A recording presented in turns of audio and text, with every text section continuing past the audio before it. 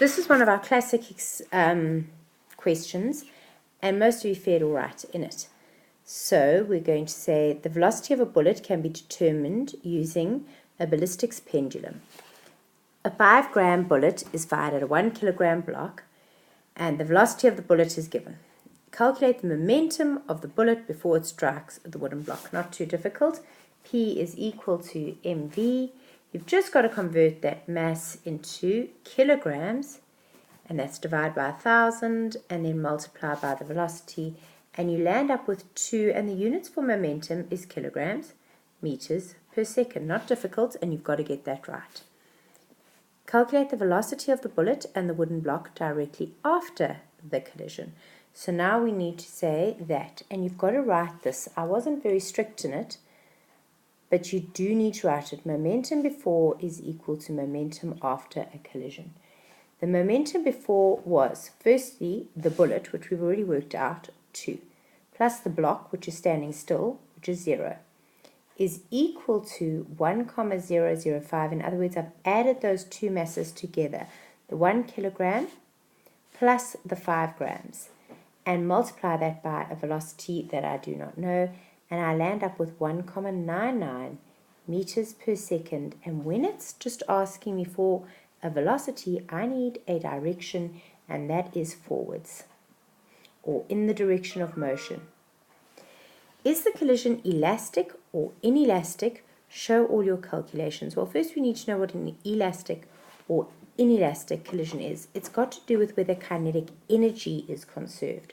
So let's, before we assume anything, just go EK before is equal to a half. The only thing moving is the bullet. So we give it its mass, and I'm sorry I've kind of run out of space here, 400 squared, and I land up with 400 joules of energy. After the collision, EK after is equal to a half. My new mass, which is 1,005, the two added together, multiplied by the velocity I've just calculated for the two objects when they're together, which is 1,99. Don't take it out of your calculator. Don't overround, because people will eventually deduct marks for you. 1,99 joules. Well, quite clearly, 400 is not equal to 1,99. So the EK before does not equal the EK after, and therefore it is an inelastic collision. Define Newton's second law in terms of momentum. They're not going to accept the other. They only want the one in terms of momentum. So what do you have to say? The net force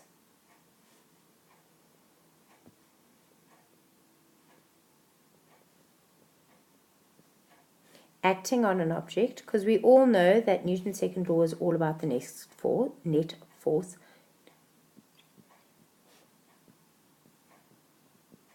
is equal to the rate, not just the change in momentum, but the rate of change of momentum. Now it says calculate the change of momentum in this particular bullet, and you're going to say change in momentum is equal to mass, final velocity minus initial velocity. That's on the information sheet.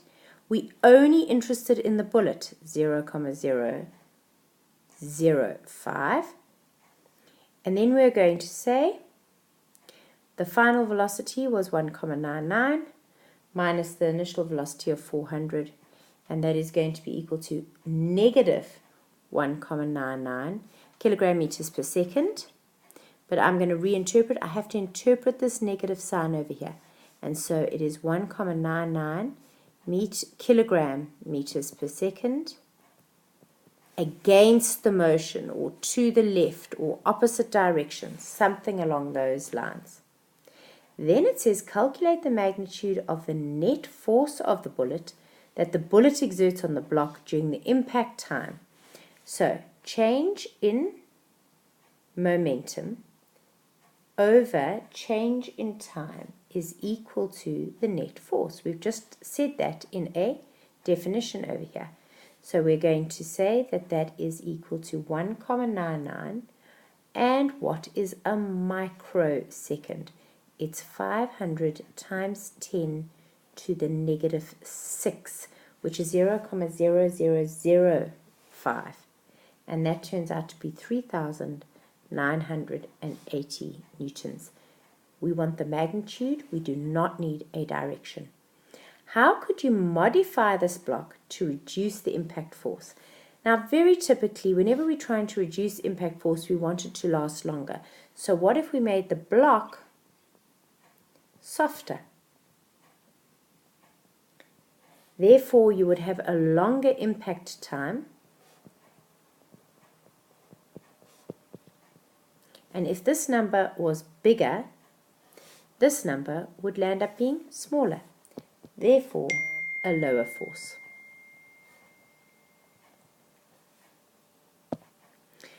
A person in a car which has a total mass of 1,200 kilograms tries to drive up a very slippery slope from point B to C, which has negligible resistance and a height of HF of 10 meters. Above the lowest point B, the car cannot get traction. The driving force is negligible and it gets stuck on the way up. They reverse to the top of the previous hill point, A, which has a height of H1, and we get told that's 5 meters above the lowest point B. They accelerate down the slope from point A to B with a driving force. Suddenly they can find a driving force. I don't know why they couldn't find that earlier, of 1,000 newtons. They get sufficient momentum and the car experiences a frictional force of 200 newtons going down this rough road. Calculate the gravitational potential energy at the top of the slippery hill at point C. Easy. We're just going to say EP is equal to mgh. Almost everybody managed to get this without any problem.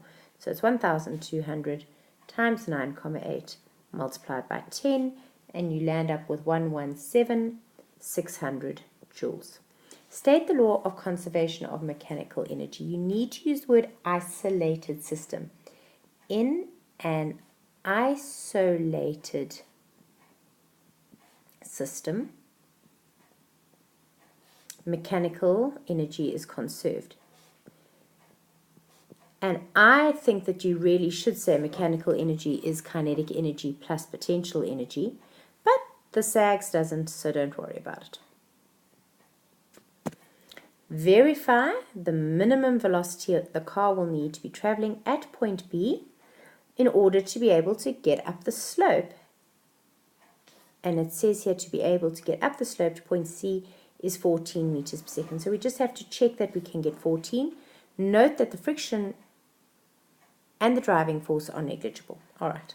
So all we're going to say is that EP at the top is equal to EK at the bottom. In other words, whatever the potential energy is up here needs to be the same as the kinetic energy down there, which we've just worked out. The potential energy up at the top is 117,600 is equal to the kinetic energy at the bottom, a half, the mass 1,200, and the velocity squared, and I therefore land up with V being equal to 14 meters per second when I rearrange that equation. Calculate the total combined work done by the non-conservative forces while traveling down the rough slope from point to A to B. Let's just put that where I can see it, and let's see what's going to happen. So, I want to know work done. Work done is equal to force times distance, but the force and the distance have to be in the same direction. What is working over here is on the slope. So we've got a driving force acting down that slope and a frictional force acting up that slope. So I'm going to go F net is equal to 1,000 newtons of driving minus 200 newtons of friction, and I get 800 newtons. That is happening down that slope. So I need to work out the distance of down that slope. And what information have I been given? I've been given a 5 meter height over there. So I'm going to draw myself a triangle, 5 meters. I'm interested in the hypotenuse of this triangle, and I've got 15 degrees over there.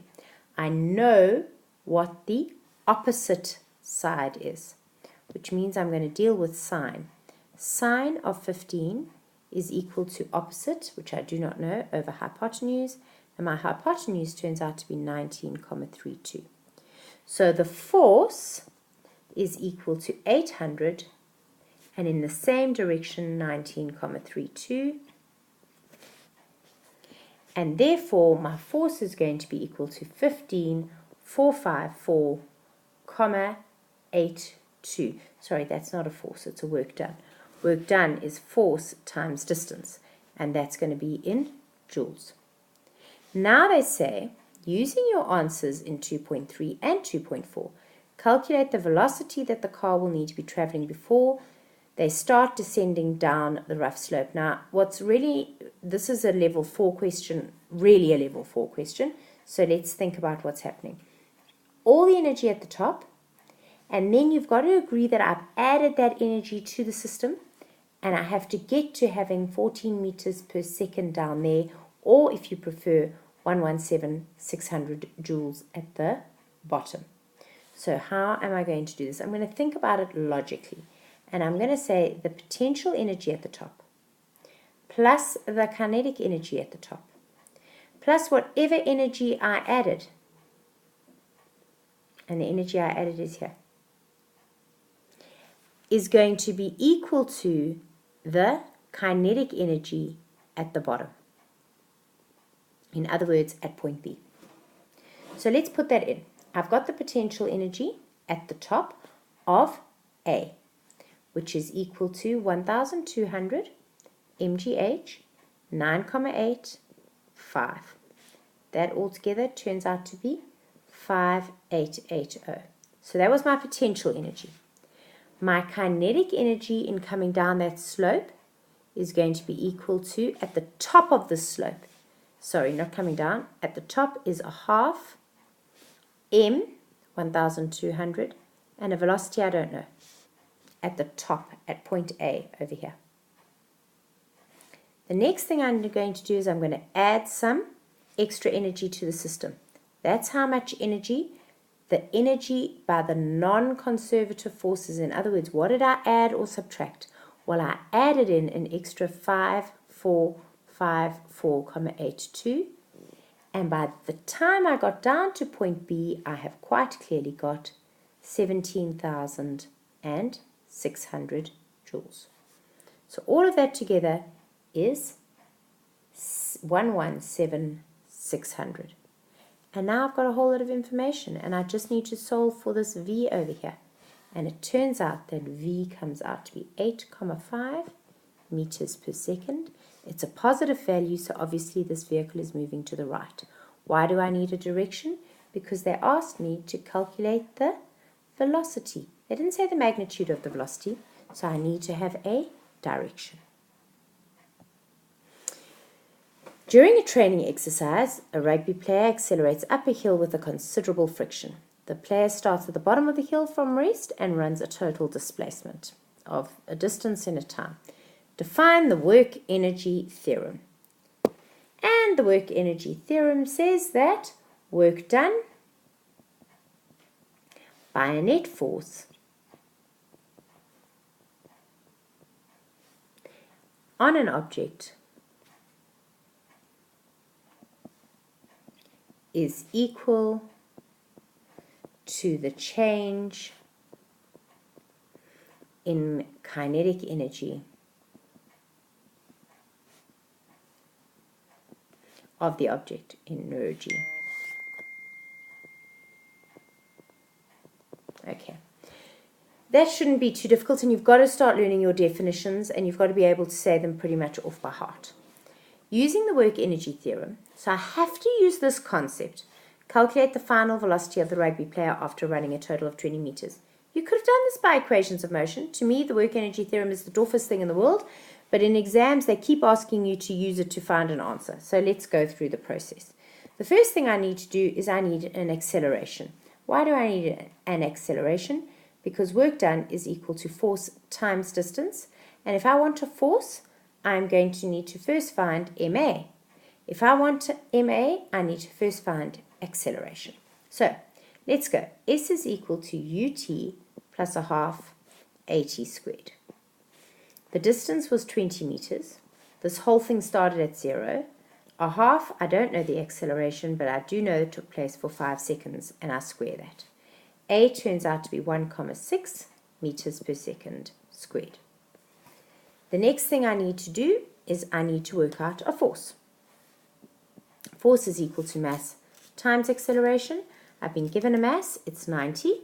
The acceleration is 1,6 meters per second squared, and I land up with 144 newtons. Now, work done is equal to a force times a distance. That force is equal to 144, and it traveled a distance of 5 meters, which is going to be equal to 2,880 joules.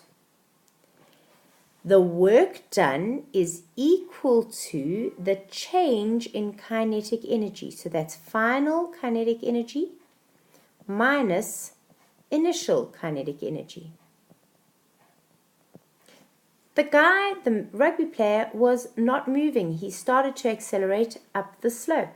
So we've decided over here that he was started at 0. So his initial kinetic energy is equal to 0. His work done is equal to 2,880.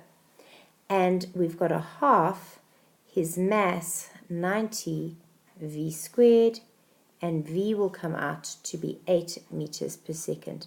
Yes, there were other ways of getting that information. However, what is important is that they told you you had to use the work-energy theorem, which means you had no choice but to use that.